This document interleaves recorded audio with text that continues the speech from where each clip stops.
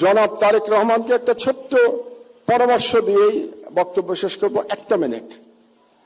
শেখ মুজিবুর রহমান মুক্তিযুদ্ধের সাথে জড়িত ছিলেন না, তিনি জানতেন না মুক্তিযুদ্ধ কিভাবে হয়েছে, এবং তিনি ফিরে এসেও জানার চেষ্টা করেন নাই মুক্তিযুদ্ধ কিভাবে হয়েছে। তাকে আওয়ামী লীগের লোকজন যা বলেছে এবং ভারতীয় পক্ষ যা বলেছে সেটাকেই তিনি ধরে নিয়েছিলেন, এটাই মুক্তিযুদ্ধের ইতিহাস ছিল, এই জন্যই তিনি ব্যর্থ হয়েছিলেন। জনাব তারেক রহমান, আপনি 17 বছর দেশে ছিলেন না, আপনি জানেন না এখানে কি হয়েছে। আপনার বিশিষ্ট লোকজন আপনাকে যা বলেছে এটাই আপনি শুনেছেন, এবং এখন যারা মিডিয়ার নতুন বন্ধুরা আপনাকে যেটা বলছে সেটাই আপনি শুনছেন, এবং সেটাই আপনি মনে করছেন এটাই বাংলাদেশের 17 বছরের ইতিহাস। বাংলাদেশের 17 বছরের ইতিহাস এটা না।